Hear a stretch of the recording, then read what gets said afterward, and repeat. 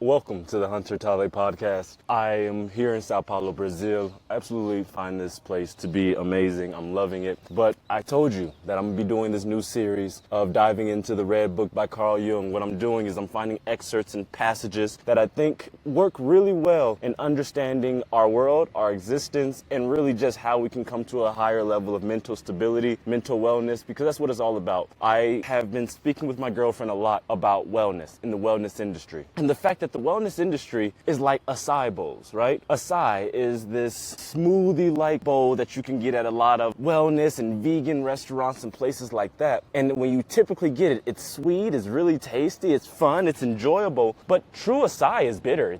It doesn't taste good at all, actually, from my preference. And so what it shows me is that we really do jump towards comfort, jump towards that which makes us feel good, putting a lot of sugar into things that are supposed to be healthy, but we actually get rid of the benefits as a way of making it more pleasurable, enjoyable, and that way we can sell it a little bit easier. That's no good if we're really trying to get to a place of wellness and mental stability. I've been going through this book, which is The Red Book by Carl Jung. I just want to give you guys a little introduction. Carl Jung is a psychologist. Actually, he was the apprentice, I can say, of Sigmund Freud, and he went off of the deep end in the sense that he began to dive into occult knowledge, into some more of divination-based thought processes, and that led him into writing this book that was hidden for almost 50 years after his death, until eventually his family allowed for them to publish it, and that's what I'm diving into as we speak. And the first one that I want to get into was, what is awful today is good in 100 years, and in 200 years is bad again. This is very similar to the farmer story, and the farmer story is the farmer who had a horse, and the horse ends up getting out of the stable. All the townspeople were like, wow, this is so sad that you lost your horse. He said, maybe it is, maybe it's not. 5 days later, the horse comes back with 7 other horses, and everybody was like, yo, you just got 8 horses now. What a great life you have. He said, maybe it's good, maybe it's not. The son tried to break in one of the horses. He ends up getting thrown off. He breaks his leg.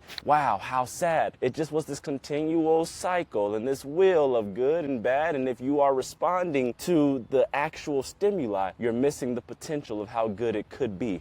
Very often, I hear people talk about, let's say, Hitler, right? The Holocaust. And people go, wow, Hitler was such a bad guy. Oh my God. And it's like, yes, Hitler was a byproduct of World War I. World War I was bad. Hitler was then this savior to his people at that time. Now you have Hitler that ultimately forces the Allies to come together to create this prenatal group, and they were going to fight against Hitler. Eventually, they end up winning. Now you get peace around the world because you have America at the forefront. You have the Industrial Revolution really coming into its own. Everything's going well. Now we're looking almost 50, 60 years later. You have the Americas that has grown out of proportion. War is everywhere. America's decaying. The entire world is in collapse because you need to have correction, the redoing of that which has been done. We look into another 50 years after whatever it is that's going to come today, because so many people don't want to see the leaves burn inside of the forest, but the leaves must burn inside of the forest in order for anything to grow. Otherwise, the longer that you keep these dry leaves on the forest and you prevent forest fires, when that forest fire does begin,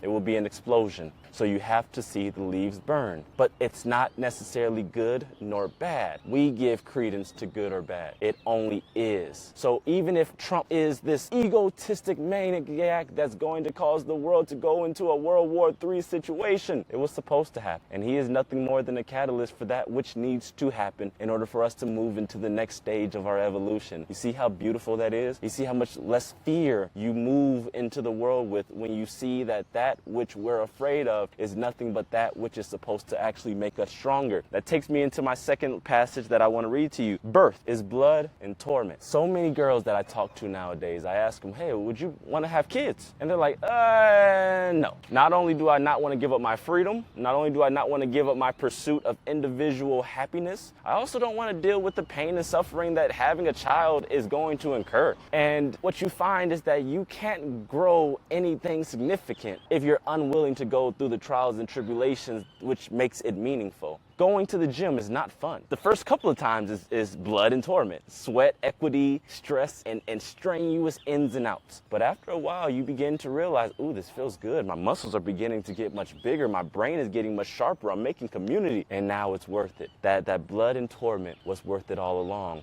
having that child that a lot of our generation is pushing away is that which is what is actually going to make our society rebuild itself. Because what I've realized is that who has the most children? Uneducated and poverty-stricken people. That's just the numbers. If you look at most of the poor people, typically they have over 4 kids. But if you look at the people in developed countries who have done the work, who have begun to really improve their mind, their body, their spirit, those are the ones who say, no, this world is too corrupted for me to bring children into it. I don't want them to have to deal with the suffering of this world. Your children are the ones who can actually help prevent such a cataclysm where they have to suffer, because I'm unable to change you, but I can absolutely pour into my child to make them think differently. But that's going to require some level of strain, some level of effort, and some level of determination from my side in order to make it worth it. But our generation and our world sees no value in putting in the effort necessary in order to see things grow. We want it instantly. I mean, why not? Everything in our world is instant. And instantaneous does not mean gratifying. You know? It's like I saw where we were discussing the fact that there's no major movements anymore. You know? There's nothing that just holds the entire world in stillness, like the moon landing, because the moon landing showed that, oh snap, we have done something revolutionary, and all of us are equally invested in seeing how far this can go. But now